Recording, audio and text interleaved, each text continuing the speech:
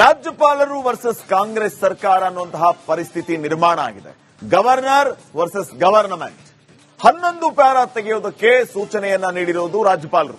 ನಾಳೆ ಜಂಟಿ ಅಧಿವೇಶನದಲ್ಲಿ ನನ್ನ ಭಾಷಣ ಮಾಡಬೇಕು ಅಂತಂದ್ರೆ ನೀವು ಕೊಟ್ಟಿರುವ ಭಾಷಣದ 11 ಪ್ಯಾರಾಗಳನ್ನು ತೆಗಿಬೇಕು ಅಂತ. 11 ಪ್ಯಾರಾದ ಪೈಕಿ 6 ಪ್ಯಾರಾ ನರೇಗಾ ವಿಜಿಜಿ ರಾಮ್ಜಿ ಬಗ್ಗೆ ಇದೆ. ಅದೇ ಕಾರಣಕ್ಕೆ ನಾನು ಭಾಷಣ ಓದಲ್ಲ ಅಂತ ಗೆಹ್ಲೋಟ್ ಹೇಳಿದ್ದಾರೆ. ರಾಜ್ಯಪಾಲರ ಸಲಹೆಯನ್ನ ತಿರಸ್ಕರಿಸಿದ್ದಾರೆ ಸಿದ್ದರಾಮಯ್ಯ. ತಾಗೆ ಅಲ್ಲ, ರಾಜ್ಯ ಸರ್ಕಾರದ ನಿಲುವಿನಲ್ಲಿ ಯಾವ ಬದಲಾವಣೆಯೂ ಇಲ್ಲ ಅಂತ ಸಿಎಂ ಸಿದ್ದರಾಮಯ್ಯ ಹೇಳಿದ್ದಾರೆ. ಸರ್ಕಾರ ಕೊಟ್ಟ ಭಾಷಣವನ್ನೇ ರಾಜ್ಯಪಾಲರು ಓದಬೇಕು. ರಾಜ್ಯಪಾಲರು ನಾವು ಕೊಟ್ಟ ಭಾಷಣವನ್ನ ಓದಲೇಬೇಕು. ನೀವು ಹೇಳಿದ ಪ್ಯಾರಾನೆಲ್ಲ ತೆಗೆಯಕ್ಕಾಗಲ್ಲ ಅಂತ ಸಿಎಂ ಸಿದ್ದರಾಮಯ್ಯ ಹೇಳಿದ್ದಾರೆ. ಸಾರಾ ಸಗಟಾಗಿ ತಿರಸ್ಕರಿಸಿದ್ದಾರೆ ಸಿಎಂ ರಾಜ್ಯಪಾಲರ ಸಲಹೆಯನ್ನ. ಅಲ್ಲಿಗೆ ನಾಳೆ ಏನಾಗುತ್ತೆ, ಜಂಟಿ ಅಧಿವೇಶನದಲ್ಲಿ ಆ ಜಂಟಿ ಅಧಿವೇಶನವನ್ನ ಉದ್ದೇಶಿಸಿ ರಾಜ್ಯಪಾಲರು ಭಾಷಣ ಮಾಡಬೇಕು ವಾಡಿಕೆ ಅಂತ. ರಾಜ್ಯಪಾಲರು ಭಾಷಣ ಮಾಡುವ ಮೂಲಕ ಕಲಾಪಕ್ಕೆ ಚಾಲನೆಯನ್ನ ಕೊಡಬೇಕು. ಆದರೆ ನಾಳೆ ರಾಜ್ಯಪಾಲರು ಬರ್ತಾರೋ ಇಲ್ವೋ, ಬಂದ್ರೆ ಭಾಷಣವನ್ನ ಓದ್ತಾರೋ ಇಲ್ವೋ, ಇವೆಲ್ಲವೂ ಕೂಡ ಸದ್ಯಕ್ಕಿನ ಪ್ರಶ್ನೆಯಾಗಿದೆ. ಇದೇ ವಿಚಾರವಾಗಿ 2ನೇ ಬಾರಿಗೆ ರಾಜ್ಯಪಾಲರನ್ನ ಭೇಟಿಯಾಗಿದ್ದಾರೆ ಶಾಸಕ ಪೊನ್ನಣ್ಣ ಅವರು. 11 ಪ್ಯಾರಾ ಕೈಬಿಡೋದಕ್ಕೆ ಸಿದ್ದರಾಮಯ್ಯ ಅವರು ಒಪ್ಪಿಲ್ಲ. ಸಿಎಂ ಜೊತೆ ಚರ್ಚೆ ಬಳಿಕ ರಾಜ್ಯಪಾಲರನ್ನ ಭೇಟಿ ಮಾಡಿರೋದು. 11 ಪ್ಯಾರಾ ಕೈಬಿಡದೇ ಇರೋದಕ್ಕೆ ನಿರ್ಧಾರ ಮಾಡಿದ್ದಾರೆ. ರಾಜ್ಯಪಾಲರಿಗೆ ಮಾಹಿತಿಯನ್ನ ನೀಡಿದ್ದಾರೆ ಪೊನ್ನಣ್ಣ ಅವರು. ಸರ್ಕಾರದ ನಿರ್ಧಾರ ಏನು ಅನ್ನೋದನ್ನ ಪೊನ್ನಣ್ಣ ಅವರು, ಮುಖ್ಯಮಂತ್ರಿಗಳ ಕಾನೂನು ಸಲಹೆಗಾರರು ಕೂಡ ಹೌದು, ಪೊನ್ನಣ್ಣ ಅವರು ತಿಳಿಸಿಕೊಟ್ಟಿದ್ದಾರೆ. ಅಧಿವೇಶನಕ್ಕೆ ಗವರ್ನರ್ ಬರೋದು ಖಚಿತ, ಆದರೆ ಭಾಷಣದ ಕೆಲ ಅಂಶ ಸ್ಕಿಪ್ ಆಗುವ ಸಾಧ್ಯತೆ ಇದೆ. ಅವರ ಹತ್ರ ಮುಖ್ಯಮಂತ್ರಿಗಳು ಕಾನೂನು ಸಚಿವರ ಜೊತೆ ಚರ್ಚೆ ಮಾಡಿರುವಂತದ್ದನ್ನ ಮಾನ್ಯ ರಾಜ್ಯಪಾಲರಿಗೆ ಅವರ ಗಮನಕ್ಕೆ ತರುವಂತ ಕೆಲಸವನ್ನು ಮಾಡಿದ್ದೇನೆ. ನಾಳೆ ಬೆಳಿಗ್ಗೆ 11 ಗಂಟೆಗೆ ಅಧಿವೇಶನಕ್ಕೆ ಬನ್ನಿ ಅಂತ ಹೇಳಿ ಆಹ್ವಾನವನ್ನು ಕೊಟ್ಟಿದ್ದೀನಿ. ನಾಳೆ ಅವ್ರನ್ನ ಬಂದು ಇಲ್ಲಿಂದ ಜಂಟಿ ಅಧಿವೇಶನಕ್ಕೆ ಕರ್ಕೊಂಡು ಹೋಗ್ಲಿಕ್ಕೆ ನಾಳೆ ಬೆಳಿಗ್ಗೆ 10 ಗಂಟೆ 15 ನಿಮಿಷಕ್ಕೆ ಇಲ್ಲಿ ರಾಜಭವನಕ್ಕೆ ಬರ್ತೀನಿ. ಅವ್ರು ನಮ್ಮ ಜೊತೆ ಬರ್ತಾರೆ ಅಂತ ಹೇಳುವಂತ ವಿಶ್ವಾಸ ಇದೆ. ಅದೇ ಈಗ ರಾಜ್ಯಪಾಲರನ್ನೇ ಭೇಟಿ ಮಾಡಿ ಬರ್ತಾ ಇರೋದು. ಅದೇ ಈಗ ರಾಜ್ಯಪಾಲರಿಗೆ ನಾವು ಕೊಟ್ಟಿರುವಂತಹ ಭಾಷಣ ಏನಿದೆ ಅದರಲ್ಲಿ ನಾವು ಏನು ಬದಲಾವಣೆ ಮಾಡಲಿಕ್ಕೆ ಆಗೋದಿಲ್ಲ. ನೀವು ಅದೇ ಭಾಷಣವನ್ನ ಓದಬೇಕು ಅಂತ ಅವರಲ್ಲಿ ನಾವು ಮನವಿ ಮಾಡಿದ್ವಿ. ಸಾಂವಿಧಾನಿಕವಾಗಿ ಏನ್ ಹೇಳ್ತದೆ, ಯಾವ ರೀತಿಯಾದಂತಹ ಕಾನೂನು ಇದೆ, ಮತ್ತೆ ತೀರ್ಪುಗಳೇನಿದೆ, ಇದೆಲ್ಲವನ್ನು ಕೂಡ ಅವರಿಗೆ ಗಣನೆಗೆ ತಂದಿದ್ದೀವಿ. ಅವರು ನಾಳೆ ಬೆಳಿಗ್ಗೆ 11 ಗಂಟೆಯ ಜಂಟಿ ಅಧಿವೇಶನಕ್ಕೆ ಬರ್ತಾರೆ ಅಂತ ಹೇಳುವಂತ ಪೂರ್ಣ ವಿಶ್ವಾಸ ಇದೆ. ಬಂದೇ ಬರ್ತಾರೆ ಅವರು. ಸಂವಿಧಾನ ಕೂಡ ಅದೇ ರೀತಿಯಾಗಿ ಹೇಳ್ತದೆ. ಅದರಿಂದ ಅವ್ರು ಬರ್ತಾರೆ. ಬೆಳಗ್ಗೆ 10 ಕಾಲಕ್ಕೆ ನಾನು ಇಲ್ಲಿ ಬರ್ತಾ ಇದ್ದೀನಿ. ಅವ್ರನ್ನ ಜೊತೆಗೆ ಕರ್ಕೊಂಡು ಹೋಗುವಂತ ಕೆಲಸ ಮಾಡ್ತೀನಿ. 11 ಪ್ಯಾರಾಗ್ರಾಫ್ ತೆಗಿಲಿಲ್ಲ ಅಂತ ಹೇಳಿದ್ರೆ ನಾನು ಭಾಷಣ ಮಾಡೋದಿಲ್ಲ ಅಂತ ಅವರು ಕೂಡ ಹೇಳಿರುವಂತದ್ದು. ಅವ್ರು ಹೇಳಿಲ್ಲ, ಆತರ ಎಲ್ಲೂ ಹೇಳಿಲ್ಲ. ಅವ್ರು ಆತರ ಎಲ್ಲೂ ಹೇಳಿಲ್ಲ. ಕೆಲ ಬದಲಾವಣೆಯನ್ನ ಅವ್ರು ಕೇಳಿದ್ರು. ಆ ಬದಲಾವಣೆಗಳನ್ನ ಮಾಡ್ಲಿಕ್ಕಾಗೋದಿಲ್ಲ, ಯಾಕೆ ಮಾಡಕ್ಕಾಗೋದಿಲ್ಲ ಅಂತ ಹೇಳೋದನ್ನ ಕೂಡ ಅವ್ರ ಗಮನಕ್ಕೆ ತಂದಿದ್ದೀವಿ. ಮತ್ತೆ ಏನ್ ಹೇಳ್ತದೆ ಸರ್ವೋಚ್ಚ ನ್ಯಾಯಾಲಯ, ಏನ್ ಹೇಳ್ತದೆ ಸಂವಿಧಾನ, ಅದರಿಂದ ತಾವು ಬರಲೇಬೇಕು. ರಾಜ್ಯಪಾಲರಂದ್ರೆ ನಿಮ್ ಸ್ವಂತ ಭಾಷಣ ಅಲ್ಲ, ಇದು ಸರ್ಕಾರದ ನಿಲುವನ್ನ ವ್ಯಕ್ತಪಡಿಸ್ತಾ ಇರ್ತೀರಿ.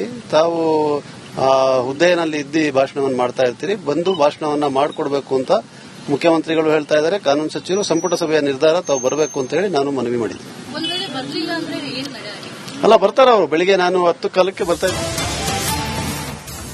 ರಾಜ್ಯಪಾಲರು ಅಧಿವೇಶನಕ್ಕೆ ಬಂದೇ ಬರ್ತಾರೆ ಅಂತ ಪೊನ್ನಣ್ಣ ಅವರು ಹೇಳ್ತಾ ಇದ್ದಾರೆ. ಗವರ್ನರ್ ಭೇಟಿಯ ಬಳಿಕ ಎಎಸ್ ಪೊನ್ನಣ್ಣ ಅವರ ಹೇಳಿಕೆ ಇದು. ನಾಳೆ ನಾನು ಬಂದು ಕರೆದುಕೊಂಡು ಹೋಗ್ತೇನೆ, ನಾನೇ ಬಂದು ಕರ್ಕೊಂಡು ಹೋಗ್ತೀನಿ ರಾಜ್ಯಪಾಲರನ್ನ. ಭಾಷಣದಲ್ಲಿ ಬದಲಾವಣೆ ಮಾಡೋದಕ್ಕಂತೂ ಆಗೋದಿಲ್ಲ, ಅದನ್ನೇ ಓದಬೇಕು ಅಂತ ರಾಜ್ಯಪಾಲರಿಗೆ ಹೇಳಿದ್ದೇನೆ ಅಂತ ಪೊನ್ನಣ್ಣ ಅವರು ಹೇಳಿದರು. ಗವರ್ನರ್ ಭೇಟಿಯ ಬಳಿಕ ಪೊನ್ನಣ್ಣ ಅವರು ಮಾತಿದ್ರು.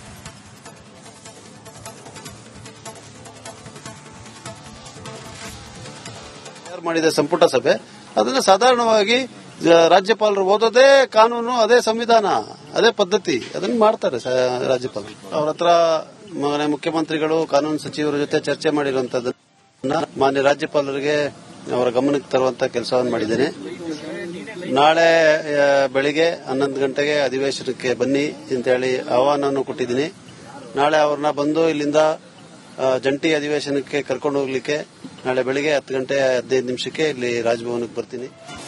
ರಾಜ್ಯಪಾಲರು ವರ್ಸಸ್ ಕಾಂಗ್ರೆಸ್ ಸರ್ಕಾರ ಅನ್ನುವಂತಹ ಪರಿಸ್ಥಿತಿ ನಿರ್ಮಾಣ ಆಗಿದೆ. Governor versus government. 11 ಪ್ಯಾರಾ ತೆಗೆಯೋದಕ್ಕೆ ಸೂಚನೆಯನ್ನ ನೀಡಿರುವುದು ರಾಜ್ಯಪಾಲರು. ನಾಳೆ ಜಂಟಿ ಅಧಿವೇಶನದಲ್ಲಿ ನನ್ನ ಭಾಷಣ ಮಾಡಬೇಕು ಅಂತಂದ್ರೆ ನೀವು ಕೊಟ್ಟಿರುವ ಭಾಷಣದ 11 ಪ್ಯಾರಾಗಳನ್ನ ತೆಗಿಬೇಕು ಅಂತ.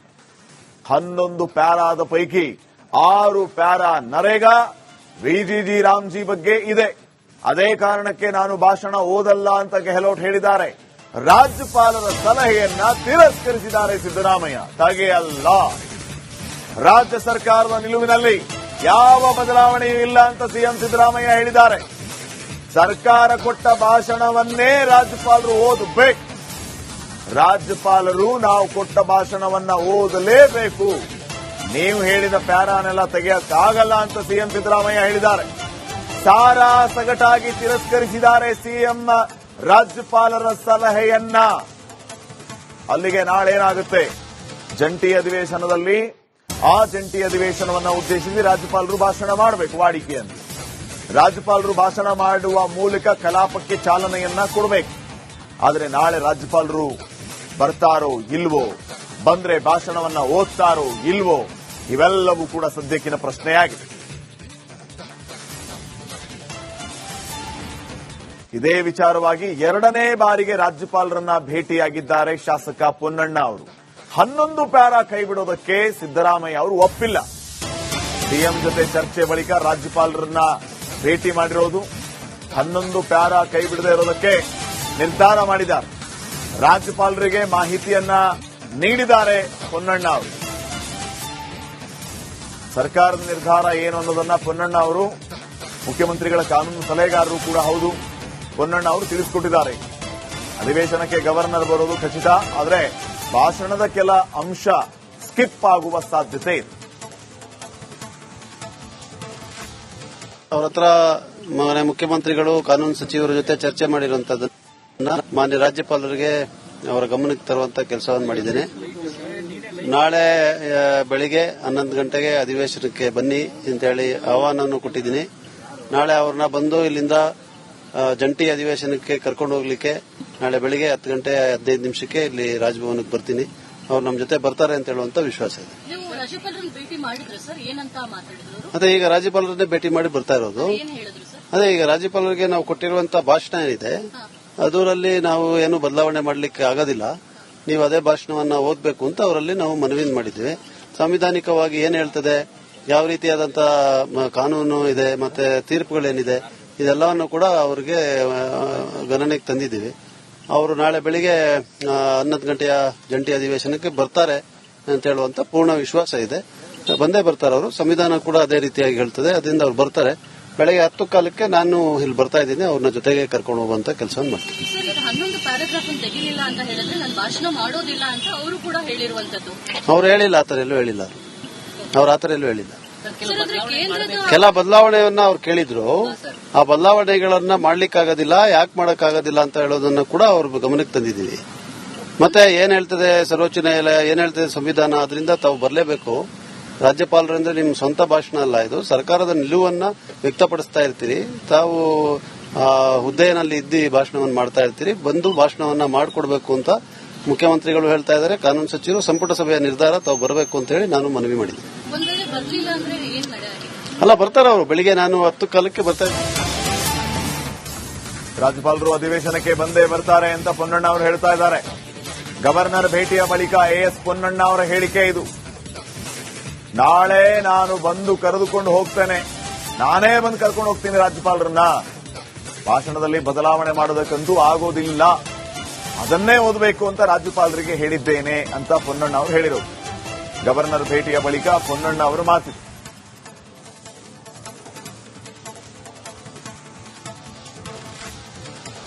ಮಾಡಿದ ಸಂಪುಟ ಸಭೆ ಅದನ್ನು ಸಾಧಾರಣವಾಗಿ ರಾಜ್ಯಪಾಲರು ಓದೋದೇ ಕಾನೂನು, ಅದೇ ಸಂವಿಧಾನ, ಅದೇ ಪದ್ಧತಿ, ಅದನ್ನ ಮಾಡ್ತಾರೆ ರಾಜ್ಯಪಾಲರು. ಅವ್ರ ಹತ್ರ ಮುಖ್ಯಮಂತ್ರಿಗಳು ಕಾನೂನು ಸಚಿವರ ಜೊತೆ ಚರ್ಚೆ ಮಾಡಿರುವಂತದ್ದನ್ನ ಮಾನ್ಯ ರಾಜ್ಯಪಾಲರಿಗೆ ಅವರ ಗಮನಕ್ಕೆ ತರುವಂತ ಕೆಲಸವನ್ನು ಮಾಡಿದ್ದೇನೆ.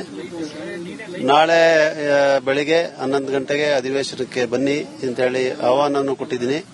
ನಾಳೆ ಅವ್ರನ್ನ ಬಂದು ಇಲ್ಲಿಂದ ಜಂಟಿ ಅಧಿವೇಶನಕ್ಕೆ ಕರ್ಕೊಂಡು ಹೋಗ್ಲಿಕ್ಕೆ ನಾಳೆ ಬೆಳಿಗ್ಗೆ 10 ಗಂಟೆ 15 ನಿಮಿಷಕ್ಕೆ ಇಲ್ಲಿ ರಾಜಭವನಕ್ಕೆ ಬರ್ತೀನಿ.